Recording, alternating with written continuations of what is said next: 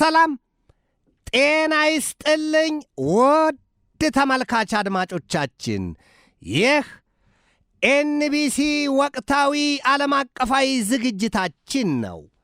በዛሬው ዝግጅታችን Russia calls for condemnation of United States of America and Israeli strikes on key Iranian nuclear sites. ጅብ ከሄደ ውሻ ጮኸ አይሉትን ያስታውሷል።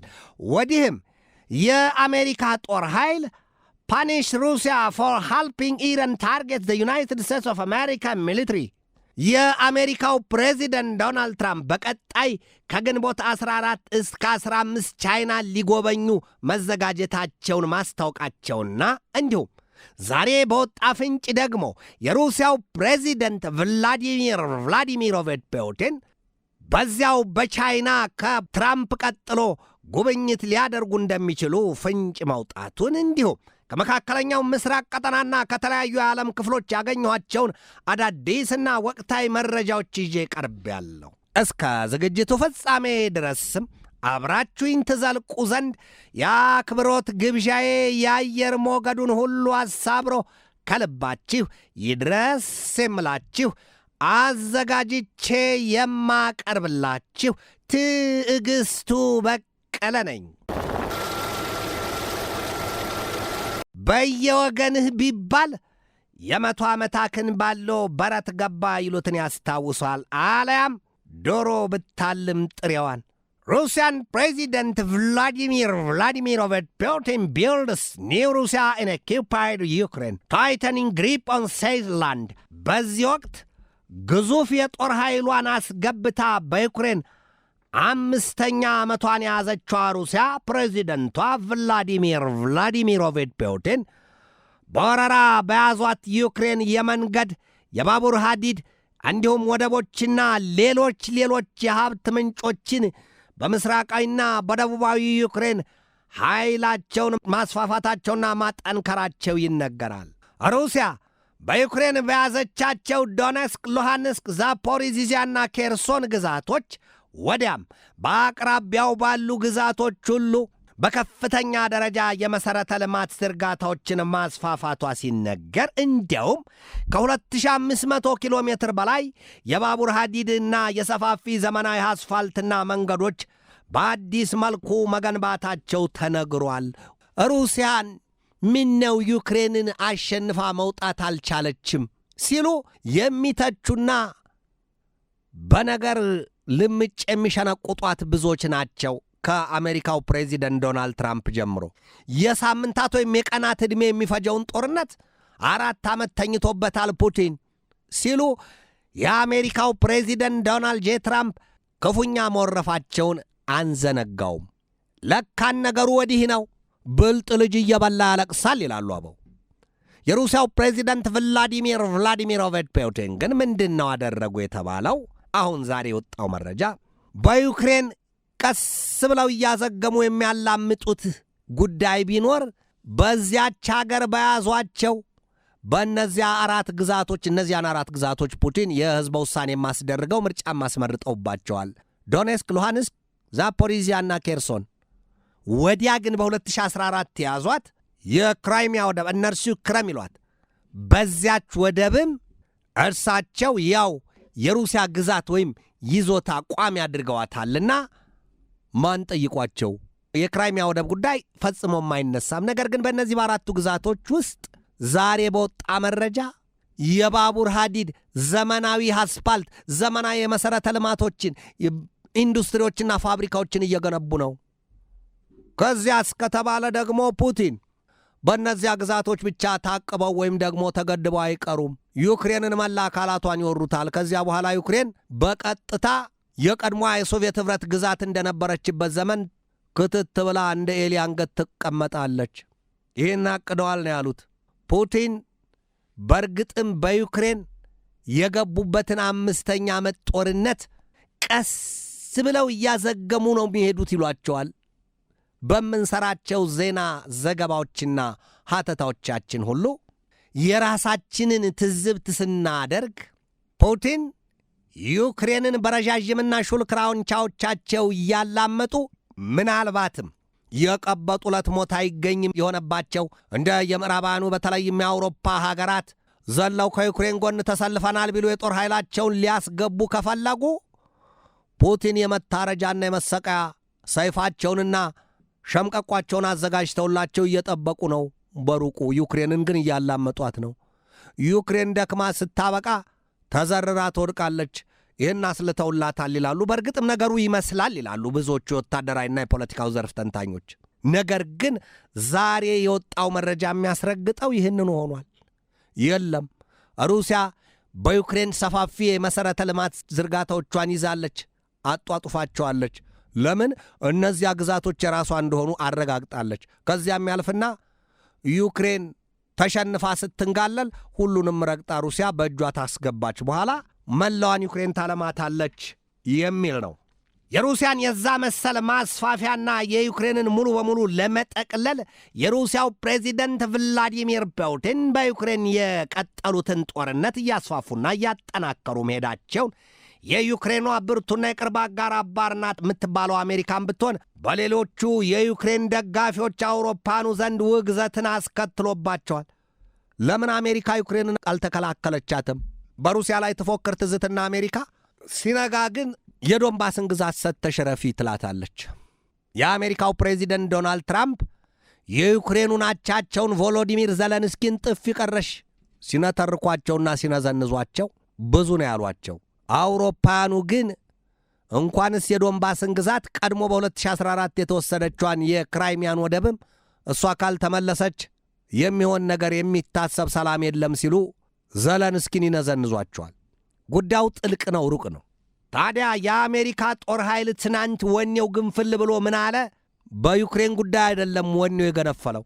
ፓኒሽ ሩሲያ ፎር ሃልፒንግ ኢራን ታርጌት ዩናይትድ ስቴትስ ኦፍ አሜሪካ ሚሊትሪ። የአሜሪካ ጦር ኃይል አባላት፣ የአውሮፓ ህብረት ፖለቲከኞች የሩሲያውን ፕሬዚደንት ቭላዲሚሮቪች ፑቲንን ከእስራኤልና ከአሜሪካ ጋር ኢራን በገባችበት ግዙፍ ጦርነት ሩሲያ ትደግፋለች፣ ለኢራን ድጋፏን ትሰጣለች። ስለዚህ ሩሲያን እንቅጣት፣ ትቀጣ ብሏል ነው የተባለው። እንግዲህ ለዚያ መሰል ቅጣት የአሜሪካ ጦር ከስንቱ ሊከፈል ይችል ይሆን ሲሉ የሚያሽሟጥጡትም ቢሆን ብዙዎች ናቸው። ሩሲያ calls for condemnation of United States and Israel strikes on key Iranian nuclear sites። በዚህ ወቅት የአሜሪካና የእስራኤል ጣምራ ጦር በከፍተኛ ደረጃ የኢራንን የኒውክለር ማብላያ ጣቢያዎች የት ቀረሽ እያለ ልቅምንቅስ አድርጎ አውድሟቸዋል። እንዲሁም የባላስቲክ ሚሳይሎችና የሌሎች የጦር መሳሪያ ስፍራዎችን በሙሉ መነጣጥሮ በእሳት በልቷቸዋል ሲሉ የሚወጡ መረጃዎች ስፍር ቁጥር የላቸውም። ነገር ግን ኢራን የለም እንቀጥል ነው የምትለው። አሜሪካና እስራኤል በቅርቡ በኢራን የኒውክለር ማብላያ ስፍራዎች አርካዳን፣ ቡሼርና ኮንዳብ የፈጸሙትን ጥቃት የሩሲያ የኒውክለር ጦር መሳሪያ ባለሙያዎች በጽኑ አውግዘውታል። በተለይም እኛ እንደ ሰጎን አንገት ሽቅብ እንደ ክሪክ እየተመዘዘ የሚታይ አንገት ያላቸው የሩሲያዋ የውጭ ጉዳይ ሚኒስትር አፈቀላጤዋ ወይዘሮ ማሪያ ዛካሮቫ ይህንን ያሉት these attacks deserve unequivocal and resolute condemnation from the entire international community. Egregious violations of international law continue and those responsible for such outrages must understand this ነው ያሉት። የሩሲያዋ የውጭ ጉዳይ ሚኒስትር ቃል አቀባይዋ ወይዘሮ ማሪያ ዛካሮቫ በከፍተኛ ደረጃ በአሜሪካና በእስራኤል የኢራን ጥቃት የሚኒስቴር መስሪያ ቤታቸው ሐሳብ እንደገባውና እንደሚጨንቀው ገልጠው አሳይተዋል። ክፉኛም አውግዘዋል፣ አብጠልጥለዋቸዋል። ታዲያ ይሄ ሁሉ የሚጠቁመው ጦርነቱ የሚራዘምና የሚገፋ ከሆነ አሜሪካና እስራኤል በኢራን ላይ የያዙት ጦርነት ለማለት ነው። ሀገራት ህዝቦቻቸው በተቃውሞ እረፉ ሊሉ ይችላሉ፣ ውጣ ሊሉ ይችላሉ።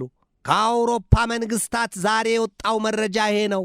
እንግሊዝ፣ ጀርመን፣ ጣሊያንና ኦስሎ ያወጡት መረጃ ህዝቦቻቸውም ሳይቀር ግልብጥ ብለው አደባባይ ወጥተው ጽዮናዊት እስራኤልና አሜሪካን በኢራን ላይ የያዙትን ጦርነት እናወግዛለን፣ በፍጹም ድጋፋችን ለኢራን ነው፣ ከኢራን ጎን ነን ሲሉ በአደባባይ ወጥተው ተናግረዋል።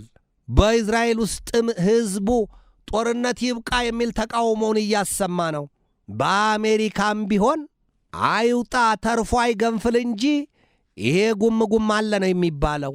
በተለይም የሪፐብሊካን ፓርቲው አካላት ዛሬ በወጣ መረጃ ክፉኛ ትራምፕን አውግዘዋል። ምናልባትም US barreling towards total collapse within 6 months if Iran war continues። ከአሜሪካ ጎምቱ ሰዎች መካከል ከቀደሙትም አሁንም በአገልግሎት ላይ ካሉ ታላቅ አሜሪካዊ ነው ይሄ አስተያየት የተሰጠው፣ ይሄ ማስጠንቀቂያ የተሰጠው ለትራምፕ። በእርግጥም ይሄ እኮ ማጣቀሻ አይፈልግም ሲሉ ወዲህም የሚያሳዩት ብዙዎች ናቸው። እንዴት ሲሉ ደግሞ የዓለማችን የነዳጅ ዘይት ገበያ ከሚፈለገው በላይ ሰማይ ልሷል። ትራምፕ ወዲህ መለስ ሲሉና የኢራን ጦርነት አሁን ቶሎ በዚሁ ሰሞን ያበቃል፣ ጊዜ አንወስድም፣ በፓኪስታን እየተካሄደ ያለው ድርድር ወደ አንድ ስምምነት የሚያደርሰን ወይም ፈጣን ስምምነት ላይ የሚያደርሰን ጉዳይ ነው ሲሉ አበክረው ይገልጣሉ። ወዲህ ዞር ሲሉ አሜሪካና እስራኤል የጦር ኃይላቸው በአየር ድብደባው ቢሉ ከባህር ላይ የጦር መርከቦች እያስወነጨፉ የኢራንን ከተሞች የትቀረሽ እያሉ እያሰሱ የእሳት ጉርሳቸው ሲያደርጓቸው አድረዋል። ትናንት ለዛሬ አጥቢያም በከፍተኛ ደረጃ ጦርነቱ ቀጥሏል። አሜሪካ በኢራን በርካታ ስፍራዎችን ደብድባለች። እስራኤልም በተመሳሳይ መላን የቴህራንን ክፍልና አሜሪካ በሊባኖስም ከባድ የተባለ ጥቃት ፈጽማለች። እስራኤል በሊባኖስ በፈጸመችው ጥቃት የሟቾቹ ቁጥር ከ1000 በላይ ሆኗል። ወዲህ መለስ ስንል የየመን ሐውቲዎች በእስራኤል ላይ ጥቃታቸውን አጠናክረው ቀጥለዋል። ጦርነቱ በምን መልክ ጠለስ ብሎ ቆሞ ነው ትራምፕ የሚሉት የሰላም ስምምነት የሚደረሰው? ኢራን ጥቃቱ አልቆመላት። ወዲህ ዞር ይሉና ትራምፕ ኢራን እኮ እንደራደር እያለች እየለመነች ነው ይላሉ። የኢራን ባለሥልጣናት ይወጡና ወዲያውኑ እኛቴ ምን ጎደለብንና ገጥመን የለም ወይ? ምን ይሉት ነው ከተጣሉ ወዲያ አስታርቁኝ ማለት? ቀድሞ ነገር ምን ሽር ይዞ ድንጋይ ወርዋሪ የጎበዝ ፈሪ ምን ያደርጋል? ወርደው የለም ወይ? አሁን ወደ ኋላ ወደፊት ምን ያስወላውላል? እንቀጥል ነው የሚሉት የኢራን ሹማምንት። ኢራን ከዚህ በላይ የምታጣው ነገር የለም። ከመንፈሳዊ መሪዋ ከፍተኛ የጦር መሪዎቿ፣ የኒውክሌር ጠበብቶቿን ብዙዎቹን አታለች። ከዚህ በላይ የሚመጣ ነገር የለም።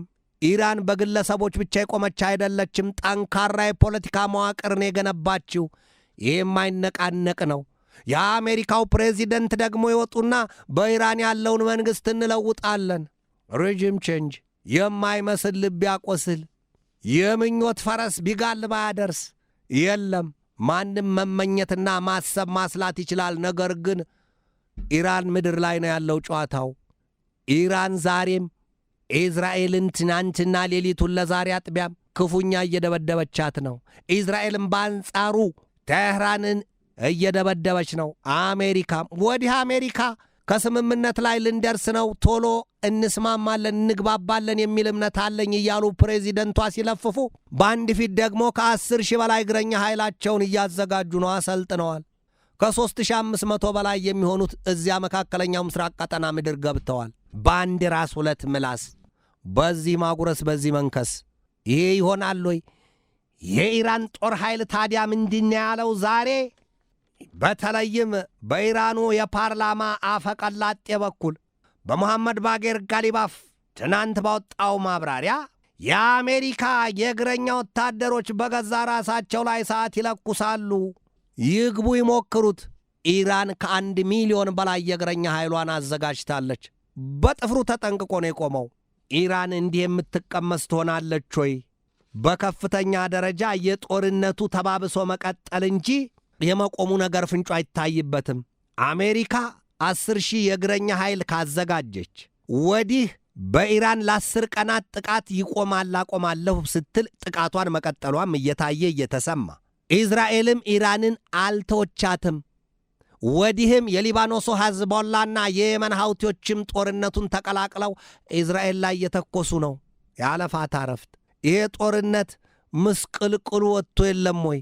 በማን ሽማግሌ በምድር ኃይል በየትኛው ምላስና በየትኛው መልካምነት ተወግቶና ተወያይቶ ነው ወደ ስምምነት የሚደረሰው?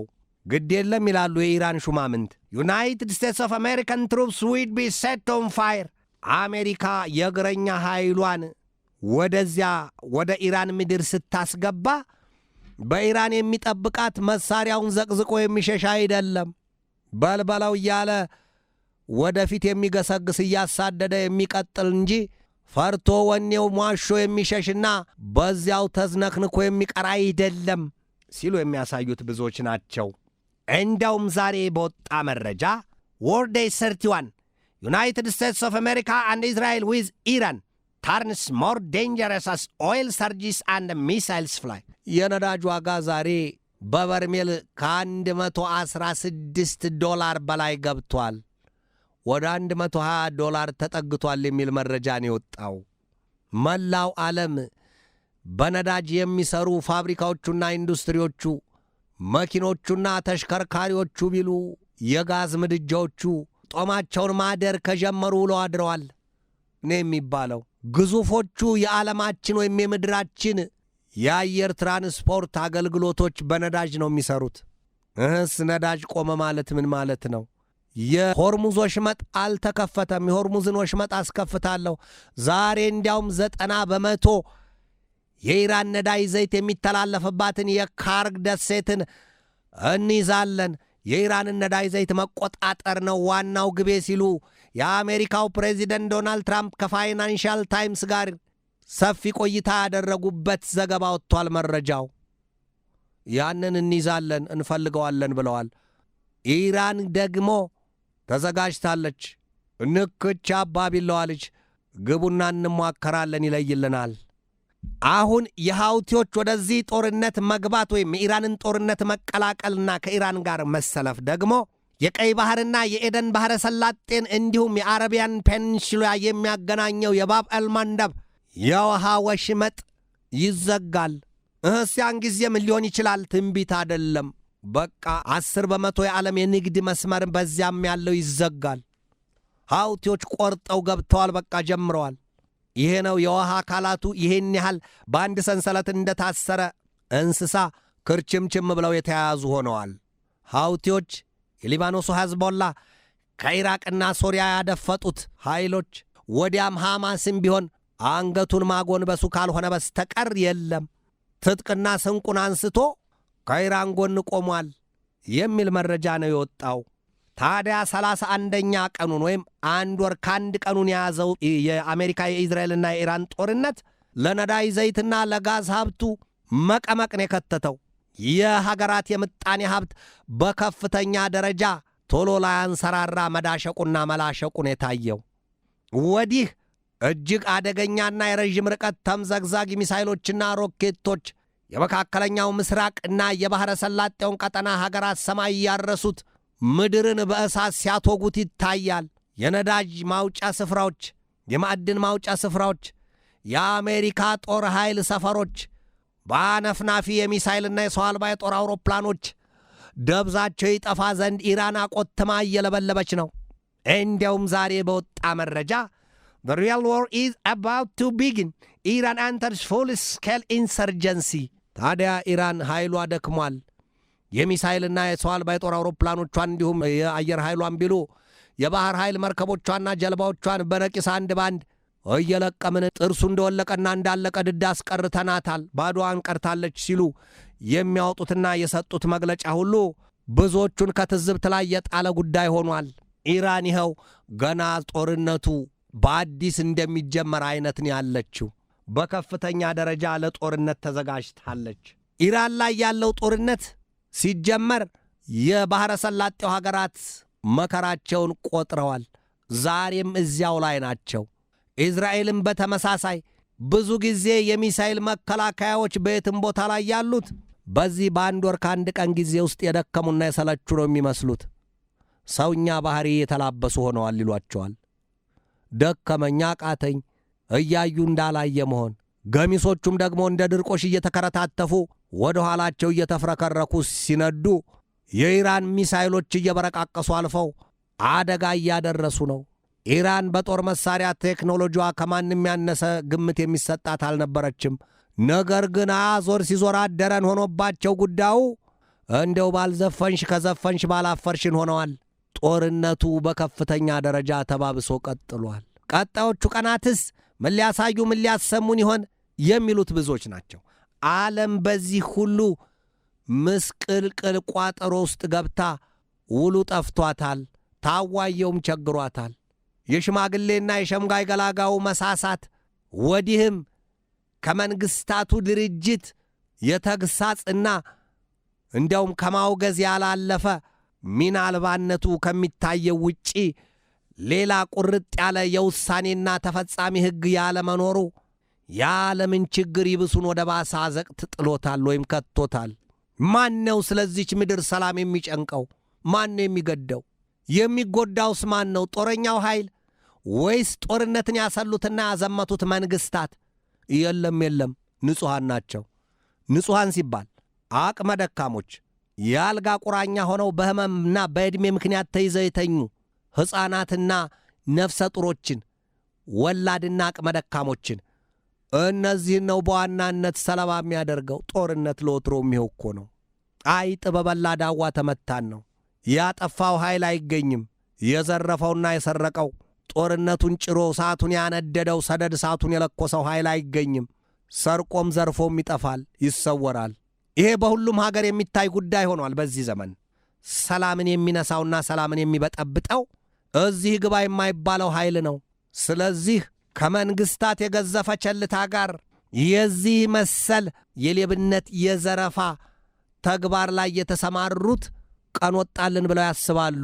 ሕግም አይቆም፣ ሀገር ሚዛኗ የማይጠበቅ ይመስላቸዋል። በሁሉም ሀገራት ሱዳንን እናያለን፣ የአፍጋኒስታንን ጉዳይ እናያለን፣ የፓኪስታንን፣ የኮንጎ ዴሞክራሲያዊ ሪፐብሊክን ብዙዎቹን መጥቀስና ማጣቀስ እንችላለን። ነገር ግን ይህ ያልቸገረም ጦርነት መቼ ቸገረ? ነገረኛና ነገር መቼ ታጣ? የታጣው ሰላማዊና ሰላም ብቻ ነው። ሰላም ፈላጊና ሰላምን የሚያውቅ ስለ ሰላም የሚገደው የሰላምን ትርጉም የተረዳ ፖለቲከኛ ይሁን ሀገር መሪ በየትኛው የምድሪቱ ማዕዘን ይሆን ያለው ስለ ሰላም ማውራት መናገር ብቻ ሳይሆን ሰላም እንዲሰፍን ያልተገደበም ያልተቆጠበም ጥረት የሚያደርግ ለሕዝቦቹ በብርሃንነት ለሕዝቦቹ በተምሳሌትነት የሚጠቀስ ፖለቲከኛና የሀገር መሪ በየት ነው ያለው? አሜሪካና እስራኤል በጣምራው በኢራን ላይ ጦርነት ሲከፍቱ ውግዘትና ጥላቻ ብቻ እንጂ ያገኛቸው የሚያስቆማቸው ሕግና ሌላ አካል ነበረ ወይ? የለም። እነዚህ ሀገራት ስለ ሰላም አይሰብኩም ወይ? ስለ ሰላም ይሰብካሉ። ስለ ሰላም ስንል ነው ኢራንን ከኒውክሌር ጦር መሳሪያ ነጻ ትሆን ዘንድ ወደዚህ ጦርነት የገባ ነው ሲሉም ያሳያሉ። በጦርነት ሰላም ተገኘ ወይ? ከ4 ሳምንት እስከ 6 ሳምንት ተብሎ የተቀመጠው ቀነ ገደብ እውን ኢራንን አኮላሽቶ ኢራንን እጅ አሰጥቶ እነሱ ያሉትንና ያሰሉትን ሰላም ለዓለም ያሳዩ ይሆን ወይ? ጥያቄ ብቻ ነው። ሰላም ስላወሩትና ስለተመኙት ብቻ የሚሆን ነገር አይደለም። እያንዳንዱ የሰው ዘር ወይም ዘር አዳም ስለ ሰላም ሁሉም ተጠያቂ፣ ሁሉም የድርሻውን የሚያበረክት ነው። ተሳዳቢውም፣ ተደባዳቢውም፣ ሌባውም፣ ቀማኛውም ሁሉም ከክፉ ሥራው እርግፍ አድርጎ ትቶ ይበቃል ያለፈው ከዚህ በኋላ አይደገምም። ሰላም እንጂ ጦርነት፣ ሰላም እንጂ ጥላቻና መለያየት አይጠቅምም፣ ለሕይወት አይጠቅምም፣ ለሕልውና አይረባም ብሎ ወደ ሰላም ካልተመለሰ በስተቀር ምድር ለሕያዋን ፍጥረታት መኖሪያነት የተሰጠችውን ያህል ከምድር ላይ ወዴት ልጥፋ? በዚች ምድር መኖር ወዮ ወዴት ልድረስ የሚባልባት ልትሆን ነው። ሰላም ከጠፋ ፍጥረታት ምን ሕልውና አላቸው? ቲኤንቢሲ ተመልካች አድማጮቻችን የዛሬን በዚህ ተሰናበትኳችሁ። ነገ በሌላ ርዕሰ ጉዳይ እንገናኛለን። እስከዚያው ከልባችን እስከ ዓለማችን ሰላም ተመኘሁ። በድጋሜ ሰላም።